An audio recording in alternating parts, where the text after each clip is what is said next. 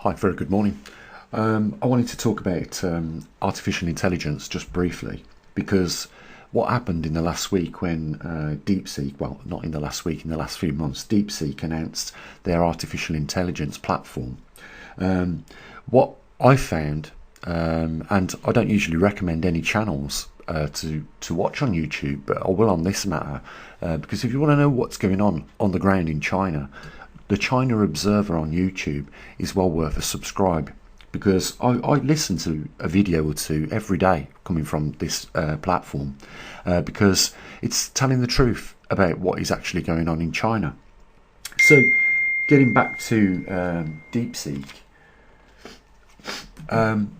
it's a scam. And if you just wait a couple of months, you're going to find out that what I've just said is actually true. And it's not me that just announces that DeepSeek is a scam. A lot of people know it, but the majority of people that are spreading that DeepSeek is a real challenger for ChatGPT, you're going to find it's not true. Just for instance, when you look at the actual processing power of DeepSeek compared to that of ChatGPT, you'll see very quickly why what they are saying cannot possibly be true, because they just simply don't have the processing power to do that. And just to give you, for instance, let's just talk about what is the heart of artificial intelligence. It's the GPUs. And that stands for graphic processing units that are in the system. Now, DeepSeek has 2048 graphic processing units that make up its artificial intelligence platform, and ChatGPT uses 25,000 GPUs. And that's a hell of a lot more computing power than what DeepSeek has. And that is why they claim that they only spent just under £6 million for their platform, whereas ChatGPT obviously outlaid a lot more on their 25,000 GPUs compared to DeepSeek's only 2,048 GPUs. You would quickly realise that ChatGPT is obviously way more and far more powerful. And of course, there are other things, related to this. But basically, DeepSeek was very well marketed and something that spread very rapidly around the world. And now everyone's talking about it. But if you use DeepSeek, you're going to find very quickly that it's very well oriented around the Chinese Communist Party. Like, for instance, watching this video, someone asked it a question: how can we emigrate to Taiwan? And it said, it then give the propaganda answer to that, saying that you should look into the history of the great Chinese leaders that have changed and created such a beautiful country for us. But like I say, what it managed to do in real terms, DeepSeek, by its marketing and fooling everybody, was literally wipe off £1 trillion within a few weeks off the stock market, and big companies that are into artificial intelligence. And just to give you, for instance, of one of those companies, Nvidia lost 500 billion off its stock market price. The very same amount that Donald Trump has announced he's going to invest into America's artificial intelligence industry. So that's the truth of the matter. You can't compete with just 2,000 or a little over 2,000 GPUs in comparison to 25,000 GPUs and claim that your system is more powerful than somebody else's, when clearly it's not. And if you look in the history as well of Chinese propaganda, whenever they launch something, they always say it's better than somebody else's. Like, for instance, Huawei's mobile phone. When it came out, they said that this is far better than the Apple phone, when it was later revealed that it was far worse. So what you find is a pattern. Whenever Chinese launch something, they market it very well, but they're just marketing a worse model that that their competitors have. So, but if you go to this channel, you'll see a lot more truths about what's going on in China, and you'll understand that people are investing the money in the banks, and they're being sold like a rigid platform that if ever they want to draw that money back out, they can, only to find out that the staff in the bank actually invested it into businesses in China, and those businesses didn't do too well, and therefore they lost the money when they never even signed up for that sort of investment packaging. They just wanted a flat, bank account to store the money in that they could withdraw at a later date. People in America have lost millions of yuan through this, and those banks have said, it wasn't, just on legal terms, there's nothing you can do, basically. And, it's just, the country is just crumbling at the moment, worse than any other country, in my view, from what I've seen off this channel. But I will say this, this is coming from someone that's obviously using a VPN from China, and they're very well educated on what's going on in that country, and they're a good blogger. And I would well recommend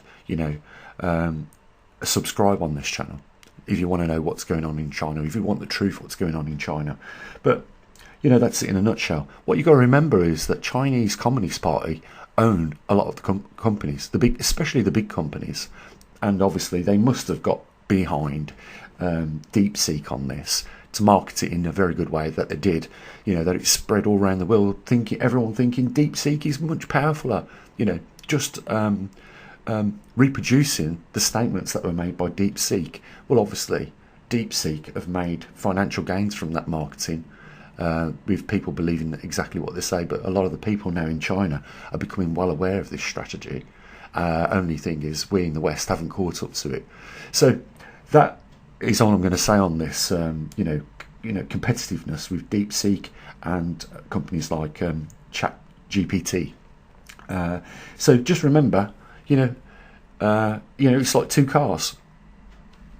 You've got a 1 litre engine competing with, a flat V6 or something like that, a V12 or a Ferrari. You've got a Mini competing with a Ferrari. That's the simplest analogy I can give. You can't have 2,000 GPUs do better than 25,000 GPUs. And, this is the problem. People don't know what is at the heart of these technologies, and they take it on face value. A lot of people do this, and they make investment mistakes because of that. So, you've really got to look underneath what is going on to find out the truth about it. But, just give it a bit of time. When the truth comes out about DeepSeek over the next coming few months, you'll see that it was just hot air. Here's what I wanted to show you. We're looking at the Baltic Dry Index again, and I just wanted to point out something to you. Because if you look down here, I'm going to draw the line at where we are right now. We're at 715 points. For those that don't know what the Dry Baltic Index is, it's the shipping, the transfer of goods, foods, commodities, everything like that. Now, if there's not a lot of stuff moving around the world, then there's not a lot of trade going on. And there certainly isn't a lot of trade going on right now. And this chart, at 1969 and comes up to the present day. And, at the worst, if we look, the lowest we got to was around 305 points. That's the worst in the entire history. And that happened around 2016. And if we go back to around, 1970s, 1980s, we can see that we are almost at current levels at around 582 points. And that's going back to 1970. So, where we are right now is at the worst point, I would say, other than what happened around, 2016. So let's say, okay, for argument's sake, we're at the second worst point in the entire history almost of shipping. But the thing is, today, compared to 1969, is we have a far greater amount of ships. And here's a prediction. You know, we've got more tankers now, more freight carriers now than we ever have done, but most of them are parked up. So what I predict is that the shipping industry, if this doesn't improve, and I don't see any reason why it should do, but if the shipping industries don't improve, you know, bulk freight carriers are going to start going out of business, because what's going to happen is a lot of these ships are going to be anchored up somewhere around the world doing nothing, because they obviously aren't moving freight anywhere. And that tells you, you know, how do you compare this then with the global economy? Well, it's very simple. You know, if nothing's moving, then the economy is flatlining. And I think you know that anyhow. If you're in the West or in Europe, you know that. You know, if you look at Mercedes, 20% loss on sales this year. Same with Volkswagen, same with Audi, you know, same with a lot of car manufacturers, even Tesla and other hybrid Chinese vehicle competitors in that motor industry.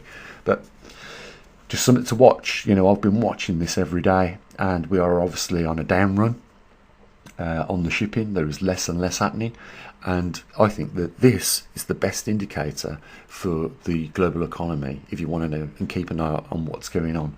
And basically all you have to do to have a look at this is type in your computer dry Baltic index, and you'll get the platform that I'm looking at. And you can see on the right hand side, I haven't expanded the you know, the frame so that you can see, but you can look at copper, gold, lumber, steel, iron ore, all sorts of stuff, and it will show you the current trading market prices for that and how it's doing, whether it's going down or going up. So, you know, a couple of good things there for you to keep a good eye on. Tomorrow we're going to be doing a Earth Alpha at a glance, because we haven't done one for over a month now, and that will give you an idea of how much CO2 is in our atmosphere, oxygen in our atmosphere, as well as a lot of other things, and the recording of last month's magnetic pole positioning with regards to longitude and latitude. And of course, on the 2nd we'll be doing an Earth Alpha, we'll be doing a positioning of this month's, February's geomagnetic North Pole position for you. Guys, a link down there in the description, and you can also subscribe to become one of our patrons if you want. And the only other thing to say is, you know, if you've got any comments on this, please put them in the description. As always, bye for now.